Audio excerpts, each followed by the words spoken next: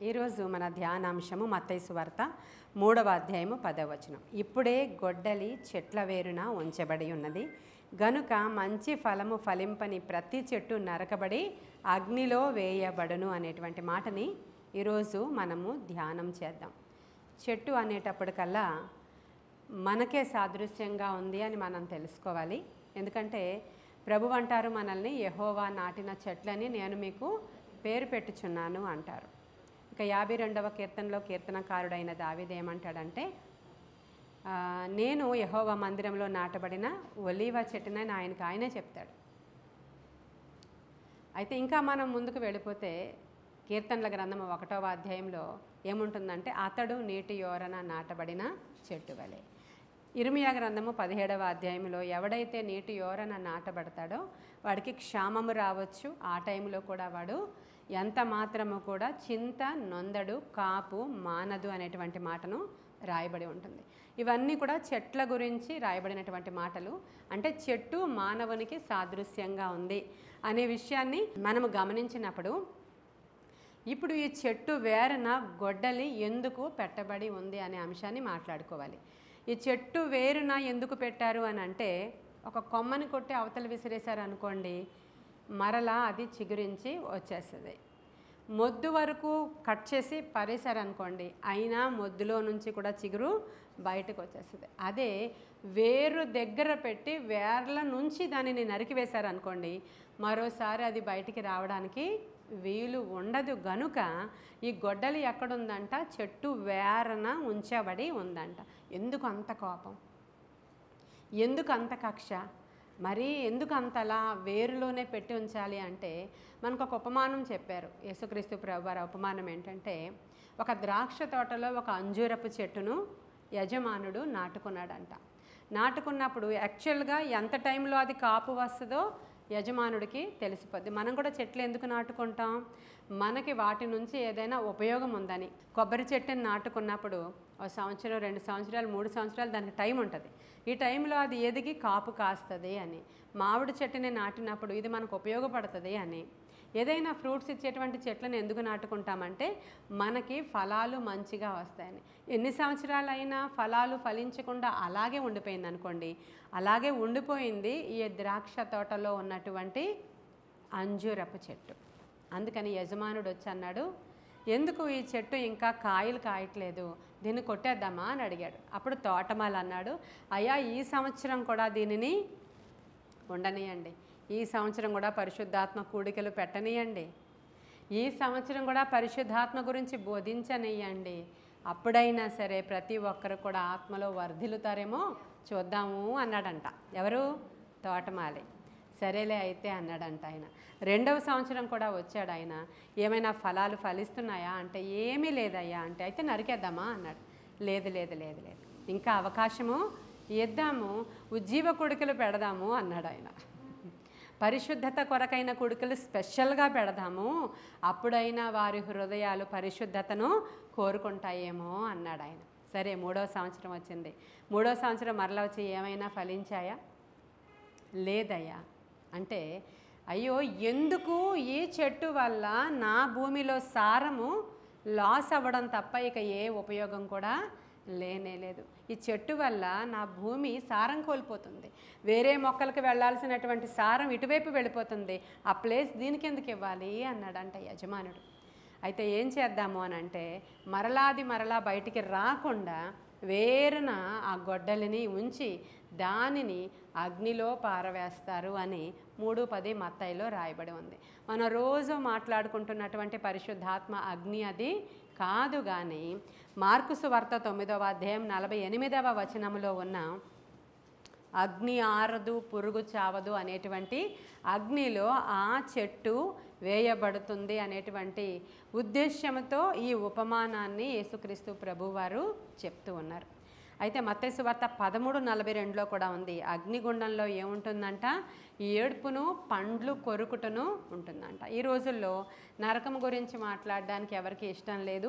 సువార్త చెప్పినప్పుడు కూడా నరకం అనేటువంటి సబ్జెక్టు గురించి చెప్తే ఎవరొస్తారు? కాబట్టి యేసయ్య ప్రేమామయుడు, యేసయ్య దయామయుడు, యేసయ్య కరుణామయుడు. నీ ప్రతి పాపాన్ని ఆయన ఆదిలోనే క్షమించాడు. కాబట్టి నువ్వు బాండేజ్ ఏమీ నీ మీద లేదు, నువ్వు చాలా ఫ్రీగా ఉన్నావు, నువ్వు రా దేవుని దగ్గరికి అంటే వస్తారు. కానీ నరకం గురించి పరలోకం గురించి చెప్తే ఎవరు వస్తారు అనేది ఒక రకమైన బోధ జరుగుతూ ఉంది. అంటే దేవుని సన్నిధిలోనికి ఎవరైతే రక్షించబడి వస్తారో పరలోకంలో చాలా సంతోషం కలుగుతుంది. ఒక ఆత్మ రక్షించబడినప్పుడు పరలోకంలో చాలా సంతోషం కలుగుతుంది. దూతలు కూడా చాలా ఆనందించి ఆర్భాటం చేస్తారు. నిజమే, ఒకరిని రక్షించడానికి ఒకనాటి ప్రసవ వేదన చాలదు. అతనికి మంచి మాట చెప్పి మనం రక్షించాలి. దేవుడు ప్రేమామయుడని, దేవుడు దయామయుడని, ఆయన ఖచ్చితంగా నిన్ను ఆదరిస్తాడు, నీ ప్రతి పాపాన్ని కడుగుతాడని చెప్పి తీసుకొని రావాలి. అలా నీ పాపి ఇక్కడికి వచ్చిన తర్వాత బాప్తిస్మం తీసుకోగానే వెంటనే మారిపోతాడా అంటే మనుష్యుడు మారడు. వాడు చివరి వరకు అలా పాపంతోనే ఉండనిచ్చి అసలు నరకం గురించినటువంటి జ్ఞానాన్ని మరుగు చేసి వాడిని అలాగే నరకానికి పంపించేయాలా? లేకపోతే నరకం ఎలాగుంటుందో చెప్పి నువ్వు జాగ్రత్తగా ఉండకపోతే ఆ చెట్టు వేరన గొడ్డలి ఉంచబడిందని చెప్పి రక్షించాలా? యేసుక్రీస్తు ప్రభువారు ప్రేమతో బోధ చేస్తూనే అసలు ఏం జరుగుతుంది అనేది వివరించి నరకము గురించి ఆయన బోధ చేస్తూనే ఉన్నాడు. అలా అని కేవలం ప్రేమ చూపిస్తూ వెళ్ళిపోలేదు. నరకం ఎలా ఉంటుందో చెప్పాడు ఆయన, పరలోకం ఎలా ఉంటుందో చెప్పాడు, ఒక ఆత్మను రక్షించడానికి ఏం చెయ్యాలో చెప్పాడు ఆయన. దయ్యాలను వెళ్ళగొట్టండి, రోగులను స్వస్థపరచండి, ఇవన్నీ కూడా సూచక క్రియలు మీరు చేయండి. ఈ సూచక క్రియలు చేయడం ద్వారా ఆయన పరలోక దేవుడు, ఆయన గొప్పవాడు, ఇంపాసిబుల్ థింగ్స్ పాసిబుల్ అవుతున్నాయి ఈయనలో అని అనేక మంది వస్తారు. ఈ రోజుల్లో ఇవేమీ చేయక్కర్లేదు, దేవుని వాక్యం ప్రకటిస్తుంటేనే రావాలంతే. అంటే మనుష్యుడి హృదయం చాలా కఠినం, చాలా కఠినం. వాడు అదొక్కటే, అంటే దేవుని వాక్యమును మించిన శక్తి ఇంక దేనికి లేదనుకోండి, అది బండలను బద్దలు కొడుతుంది, సుత్తి వంటది. ఒక్క మాట చాలు, ఆ మాటలో ఏమీ ఉండక్కర్లేదు, జస్ట్ హల్లెలూయా అంటే చాలు, చచ్చినవాడు లేచి కూర్చున్నాడు కదా. హల్లెలూయా అంటే మంత్రగాడు రక్తం కక్కాడు కదా. అలా దేవుని యొక్క ఒక మాట చాలు. కానీ ఎలా సువార్త చెప్పాలి, ఎలా బోధించాలి, అసలు పరలోకం ఎలా ఉంటుంది, అన్నీ ప్రభు ఉపమానాల ద్వారా చెప్పి మనల్ని కూడా ఎలా సువార్త ప్రకటించాలో చెప్పించారు. అయితే ఈరోజు మనము పరిశుద్ధాత్మ గురించి నేర్చుకుంటూ ఉన్నాము. పరిశుద్ధాత్మ అగ్ని చేత కాల్చబడితే మనం అందరము పరిశుద్ధ పరచబడతామని తెలుసుకుంటున్నాం. ఇప్పుడు మనం అందరం చెట్లము కదా, ఇక్కడ కూర్చున్న వాళ్ళం అందరం కూడా చెట్లమే. ఇప్పుడు ఇది మంచి చెట్టు, ఇది చెడ్డ చెట్టు, ఇది మంచి చెట్టు, ఇది చెడ్డ చెట్టు అని ఎలా చెప్పాలి? నేను ఎలా ఐడెంటిఫై చేయాలి అంటే దాని ఫలమును బట్టి ఐడెంటిఫై చేయాలి. నేను ఎలా ఐడెంటిఫై చేయాలంటే మీలో నుంచి వచ్చే ఫలాలను బట్టి నేను దానిని గుర్తించాలి. ఇప్పుడు ఒక చెట్టు మంచిది అని మనం చెప్పాలి అని అంటే ఆ చెట్టు ఫలం కాసే వరకు కూడా ఆగాలి. ఆ ఫలము వచ్చిన తర్వాత దానిని తినినప్పుడు అది చేదుగా, వగర్రగా, అసలు యజమానుడికి సాటిస్ఫాక్షన్ లేకుండా ఒక కాయ కాస్తే ఆ ద్రాక్షను ఏమన్నాడు దేవుడు, అది కూడా పెరికివేయమన్నాడు ఆయన. కాబట్టి ఇప్పుడు మనం ఎలా కాయాలంటే కాయలు ఆ మన కాలమందు మనము ఫలం ఇవ్వాలి. ఇది మన టైం, ఇది మన టైంలో మనం ఫలించాలి. ఇంత వర్డ్ మీకు అందుతుంది అంటే దిస్ ఈజ్ యువర్ టైం అని అర్థం. లేకపోతే ఇంత వర్డ్ మీకు రాదు, ఎంత వాక్యం బోధించే బోధకులు మీకు దొరకరు, ఎంత డెప్త్ మీకు అందదు. ఇది మీ సమయము గనుక మీకు ఎంత డెప్త్ అందుతూ ఉంది. కాబట్టి మీ సారవంతమైన తోటలో మీరు నాటబడ్డారు. ఇప్పుడు యజమానుడు మీ వైపు చూసి ఫలాలు ఫలిస్తారా లేదా అని మిమ్మల్ని పరీక్షిస్తాడు, పరిశీలిస్తాడు, ఖచ్చితంగా చూస్తాడు. ప్రతి సంవత్సరం మీ దగ్గరకు వచ్చి ఏమైనా కాపు వచ్చిందా, ఫలించారా అని చూస్తాడు ఆయన. రాలేనప్పుడు ఏం జరుగుతుందో మరలా మనం దగ్గరగా ఉండి చెప్పాల్సిన అవసరత లేదు. మనకి ఇంకా సమయం ఇవ్వబడుతుంది. రాకడ ఎందుకు ఆలస్యం అవుతుందంటే ఇంకా అనేకులు రక్షణ పొందాలి గనుక రాకడ ఆలస్యం అవుతుంది. చాలామంది వెర్రి వాళ్ళలాగా అలా ఎప్పటి నుంచో చెప్తున్నారు కానీ ఎప్పుడో వస్తుందిలే, మా టైం అయిపోద్దిలే అన్నట్లు కాదు. కానీ ఇంకా ఈ మనుష్యులు మారాలని దేవుడు అవకాశం ఇస్తూ మనకు కూడా టైం ఇస్తున్నాడు.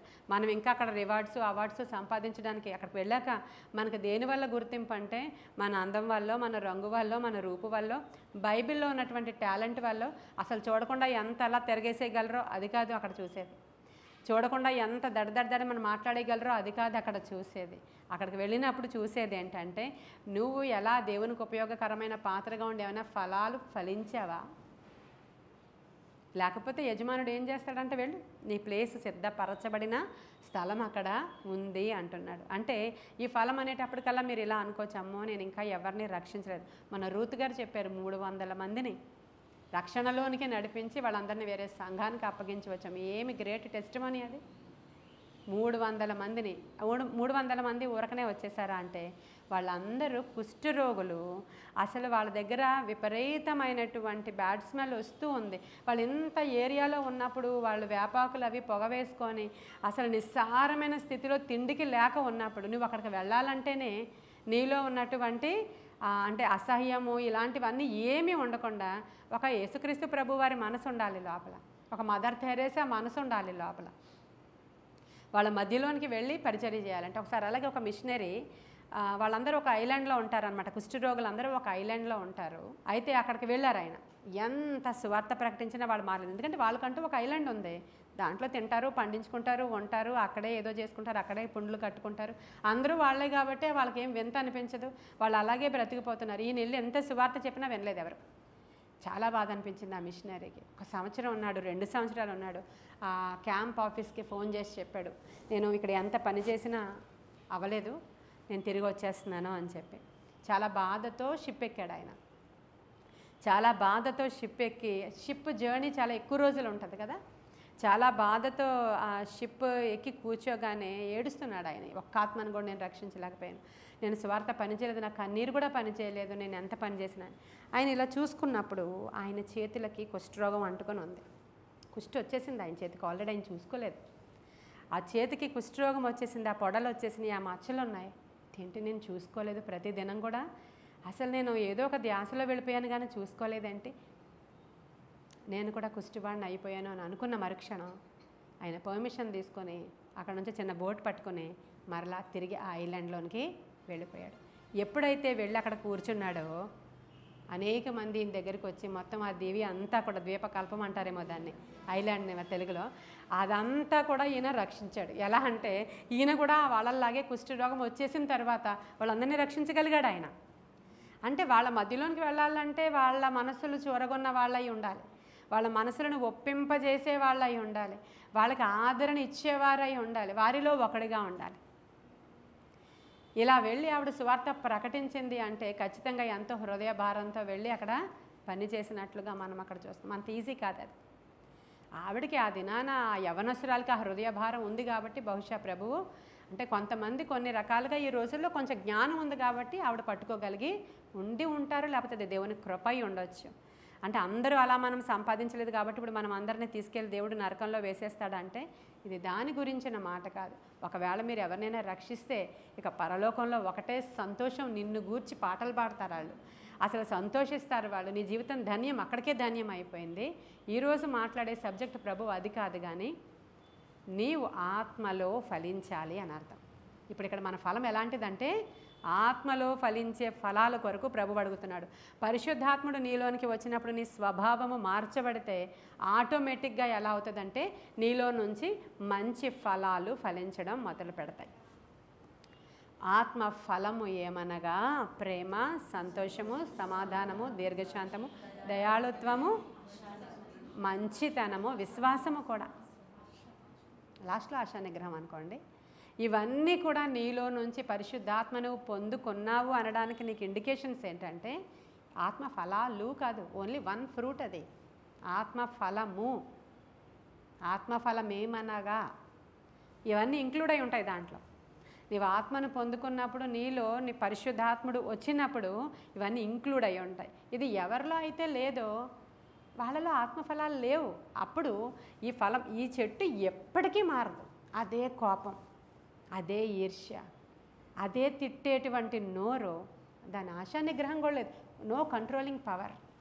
దేన్ని చూస్తే అది కావాలి నీకు, నీలో అసలు ఆ ఫ్రూటే లేదు, ఆ ఫ్రూట్కి సంబంధించిన వాసనే లేదు నీలో. అప్పుడు నీవు ఫలించిన చెట్టువి. ఒకసారి జాగ్రత్తగా గమనించండి. హెబ్రీల్కి రాసిన పత్రిక 12వ అధ్యాయము 15వ వచనంలో ఏముందంటే, మీలో ఎవడైనను దేవుని కృపను పొందకుండా తప్పిపోవునేమో అనియు చేదైన వేరు ఏదైనా మొలచి కలవరపరచుట వలనను అనేకులు అపవిత్రులైపోదురేమో అనియు అనే మాట ఉంది చూసారా. ఈజీ అనుకున్నామేమో, ఎవరో ఒకరిని రక్షించేద్దాం ఈరోజు అనుకున్నారేమో. అది ఎవరో ఒకరిని రక్షించేటువంటి దానికి ఆ ఫ్రూట్ కొరకు కాదు ఇక్కడ మాట్లాడుతుంది. చెట్టు మంచిదైతే దాని వేరు కూడా మంచిదే, దాని వేరు మంచిదైతే దాని ఫ్రూట్ మంచిది. అది ఏదైతే వేరు మంచిదై ఉంటుందో అప్పుడు దాని ఫ్రూట్ మంచిగా ఉంటుంది. వేరే చెడ్డది ఇంకా అది చేదు ఫలాలే ఫలిస్తుంది. దాన్ని ముట్టుకుంటే అరుస్తుంది, కరుస్తుంది. అది ముట్టుకుంటే చేదైన వాసన దానిలో నుంచి బయటికి వస్తుంది. కొన్ని చెట్లు చూస్తారా మీరు, నలపండి, చేదైనటువంటి వాసన వస్తాయా లేదా? అది ఆ చేదు మాచిపత్రి అంటాడు కదా ప్రకటన గ్రంథంలో. మాచిపత్రి అది చేదు, ఆ వాసనే చేదుగా ఉంటుంది మీకు. అది ఇలా నలిపితే ఆ వాసన చేదుగా ఉంటుంది. దేవుడు నలిపి కొంచెం ఏమైనా పరిమళింప చేద్దామేమో అని కొంచెం నలిపితే అది లొంగుతుందా? చేదుగా ఉంటుంది. అది చేదైనటువంటి వేరు ఉన్నటువంటి చెట్టు అది.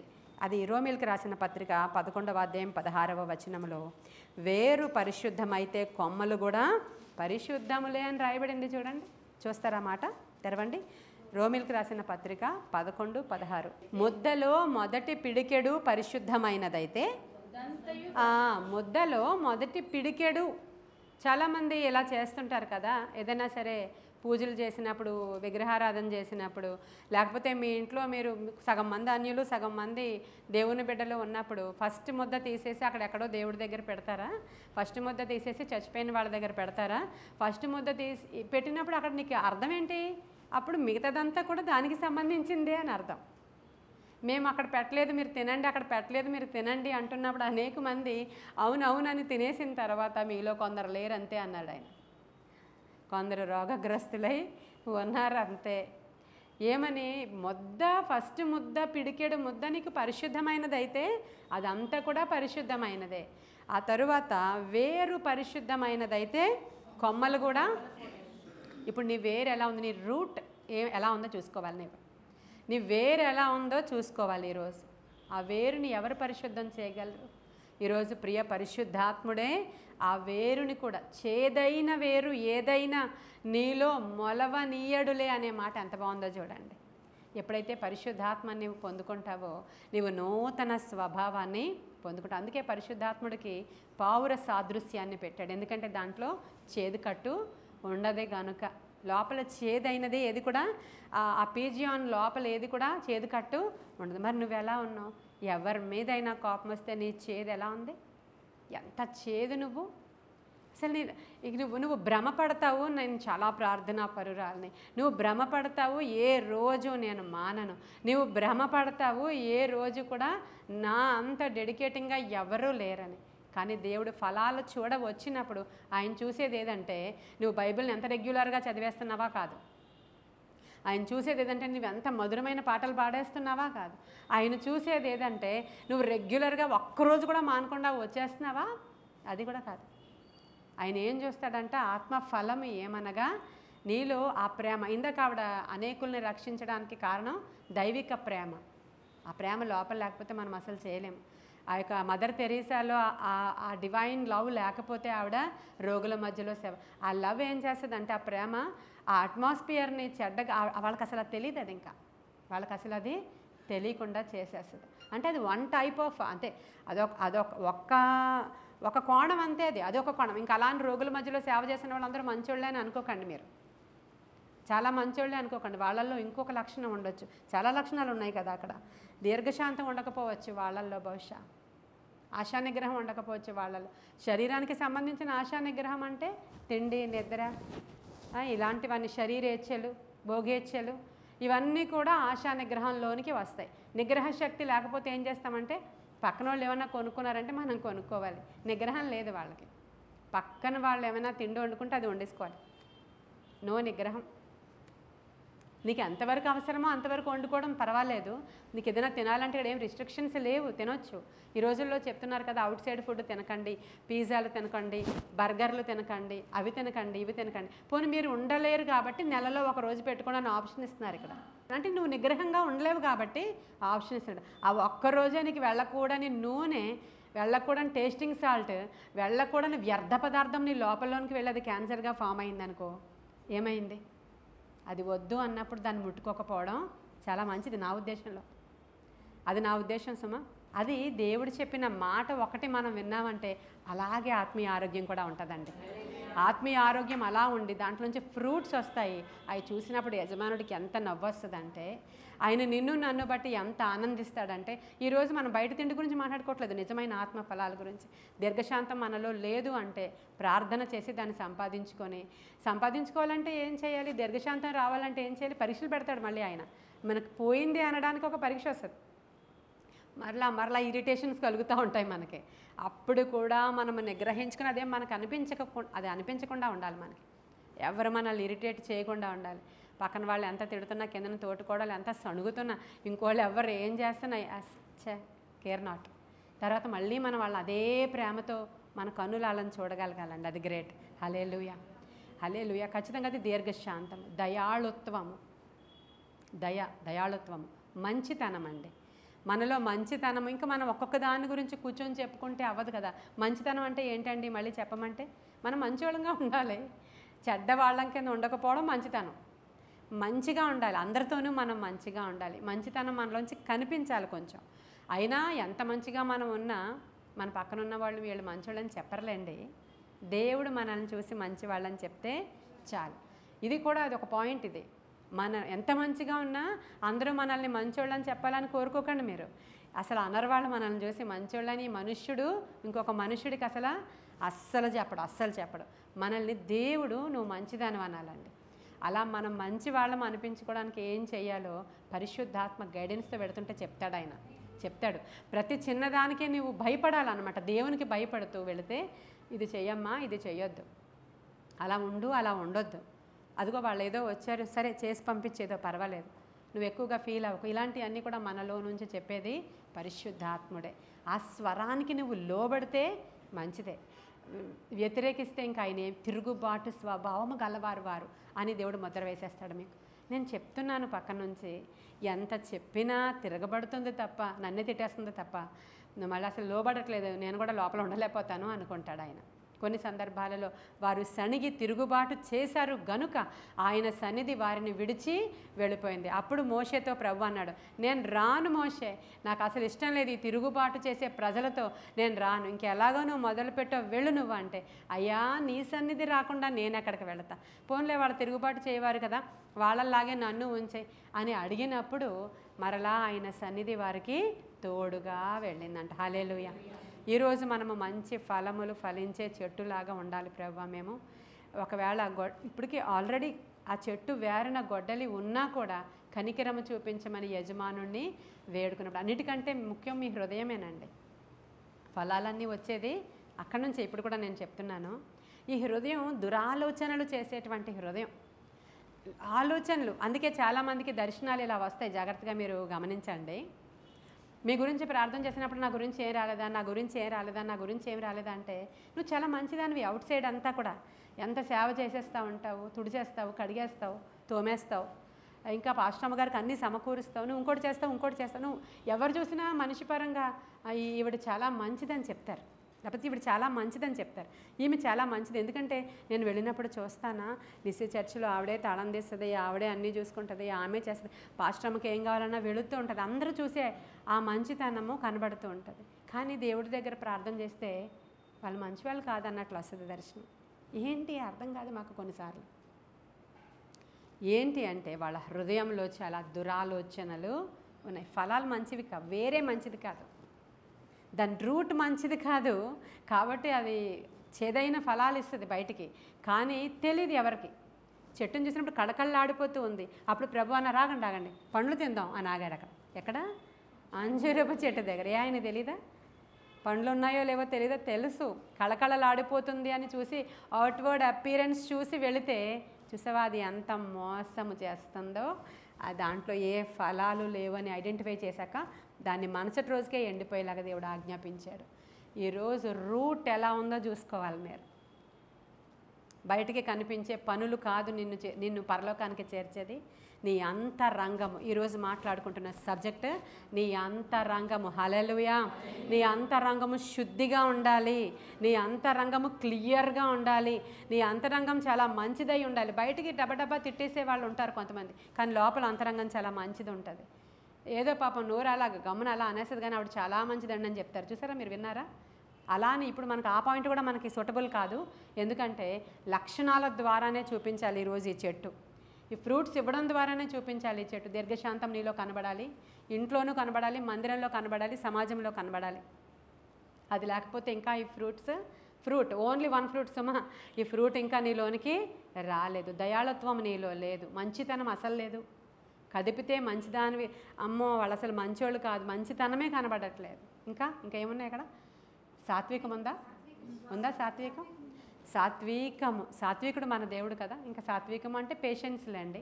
ఇంకా అలా సాత్వికంగా ఉండడం అంటే డంబము, దర్పము, అహంకారము, గర్వము లేనటువంటి ముఖము సాత్వికమైనటువంటి ముఖం. చూస్తే కొంతమందికి చెప్పేయచ్చు, కొంతమందిని చెప్పలేమండి. చాలా అసలు వాళ్ళ ముఖం చూస్తేనే అంత సాఫ్ట్ అనుకుంటాం మనం. వాళ్ళ మొహం చూసి మీరు అనుకుంటారు, అమ్మో ఎంత దీనురాలో ఈవిడ, అమ్మో ఎంత సైలెంట్గా ఉంటారు, ఎప్పుడు మాట్లాడడం మేము వినలేదండి మందిరంలో అని. దీనురాల్లా ఉంటారు వాళ్ళు. మొహం సాత్వికంగా ఉంటుంది, కానీ కదిపితే అయిపోయామే. అసలు మనకి ఊహకి అందని నేచర్ వాళ్ళల్లో ఉంటుంది అన్నమాట. అందుకని ముఖం చూసి డిసైడ్ చేయలేం.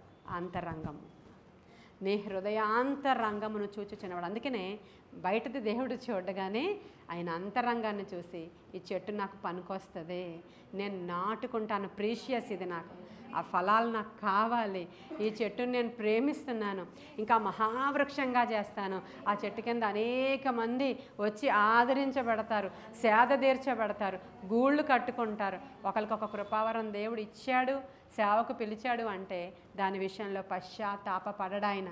ఆయనకి తెలుసు ఆ వేరు ఎలాంటిదో. హల్లెలూయా. ఈరోజు సారవంతమైన భూమిలో మిమ్మల్ని అందరినీ కూడా నాటాడు దేవుడు. ఇలా చెప్పుకొని వెళ్ళిపోతే చాలాసేపు చెప్పుకోవచ్చు ఒక్కొక్క దాని గురించి. కాబట్టి ఈరోజు ఏమి లేవో ఒకసారి చెక్ చేసుకోండి అమ్మ. ఇంక ఎంతకీ మారకపోతే హఠాత్తుగా ఉంటుంది ఆ పరిణామం. ఆయన రాకడైనా హఠాత్తుగా ఉంటుంది, మన పోకడైనా హఠాత్తుగా ఉంటుంది. లేదు ఏయో పరిస్థితులు వచ్చి ఇంత బోధ కూడా మనకు అందకపోవచ్చేమో, మనకు తెలియదు. కీడెంచి మేలంచమంటారు, కానీ బైబిల్లో అన్నీ మేలుకరంగానే మాట్లాడండి అంటారు. బైబిల్లో ఏదైనా సరే మంచి జరిపోయింది అయిపోయింది అనమంటున్నారు. కానీ మనము ముందు జాగ్రత్త పడి అలా అవ్వకూడదు కాబట్టి నేను ఇంకా ముందే జాగ్రత్త పడతాను అనేది ఒక మంచి పద్ధతి. అదే కీడెంచి మేలంచమంటారు పెద్దవాళ్ళు చెప్పినటువంటి మాటలు. అమ్మో అలాగున నేను అవ్వకూడదు, హఠాత్తుగా నాకు ఏది కూడా జరగకూడదు. అందుకనే చాలామంది మంచాల మీద ఉన్నప్పుడు చాలా కన్ఫెస్ చేసుకుంటూ ఉంటారు. అవకాశం ఇస్తాడు దేవుడు. మంచం మీద ఎందుకు పడేస్తాడంటే ఒకరిని అవకాశం ఇస్తాడు దేవుడు. వాళ్ళ కిందను చూడకుండా పైకే చూస్తూ ఉంటారనమాట ఆయన వైపు. అలాగా చాలా సందర్భాలలో అలా మంచం మీద ఉండి కన్ఫెస్ చేసుకొని దేవుని సన్నిధిలోనికి వెళ్ళిన భక్తులు ఉన్నారు. అంటే ఇంకెంతకీ మాట వినకపోతే ఆ స్టేజ్లో పడుకోబెడతారో తెలియదు. కొంతమందికి బుద్ధి కలగడానికి అలా ఉంటుందో తెలియదు. కొంతమందికి వాళ్ళకి ఏదో లెసనో తెలియదు, లేదంటే వాళ్ళ ద్వారా మనకి లెసనో తెలియదు. అరుళ్ రాజు గారు అని ఒక సేవకులు ఉండేవారు. ఆయనని హాస్పిటల్లో కిడ్నీ పేషెంట్. ఆయన యవ్వనంలో నుంచే కిడ్నీస్ పాడైనాయి ఆయనకి.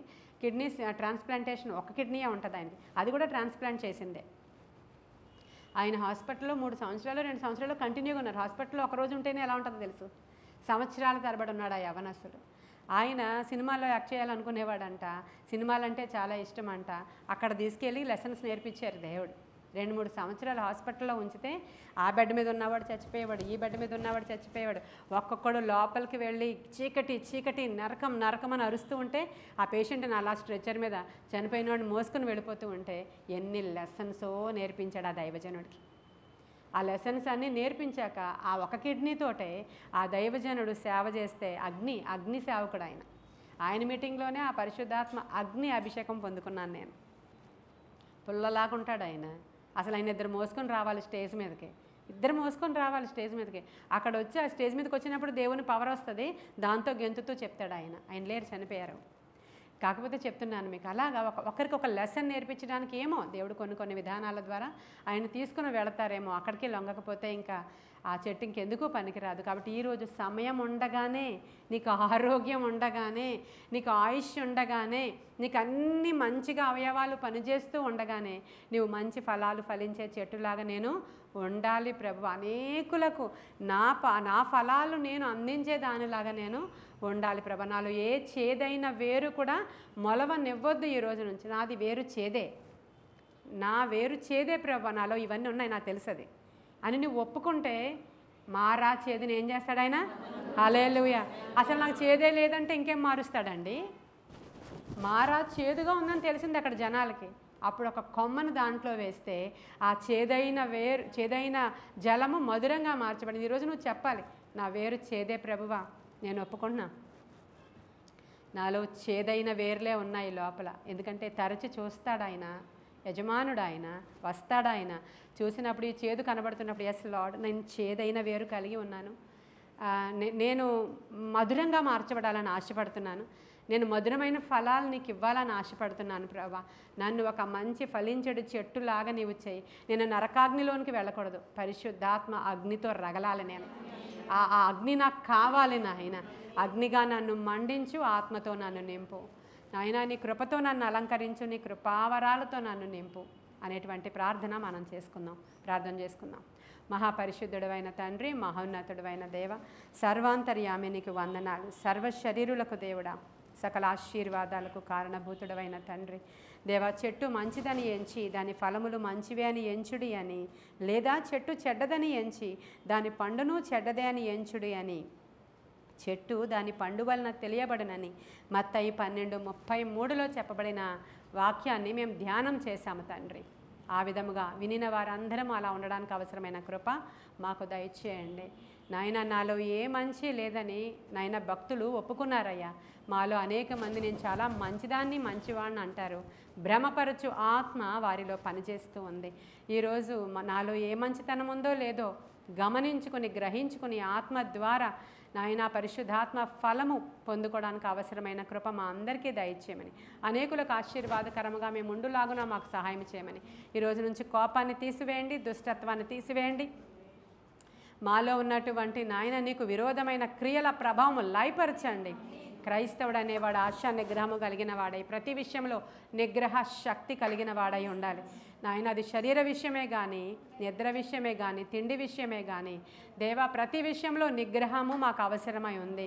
అటు నిగ్రహ శక్తితో మమ్మల్ని నింపమని, ఆత్మకార్యాలు జరిగించి మీరు మహిమ పొందుకోమని మరొకసారి వినుచున్న వారందరూ కూడా దీని ద్వారా నాయన నా తండ్రి నాలెడ్జ్ సంపాదించుకోవడానికి, దైవికమైన నాలెడ్జ్ సంపాదించుకొని ఏ విధంగా ఉండాలో నాయన గ్రహించుకోవడానికి అవసరమైన కృపా ధన్యత దయచేయమని యేసయ్య శ్రేష్ఠ నామంలో మిక్కిలి వినయముగా అడిగి ప్రార్థించి వేడుకొని పొందుకొని ఉన్నాము మా ప్రియ పరలోకపు మా తండ్రి.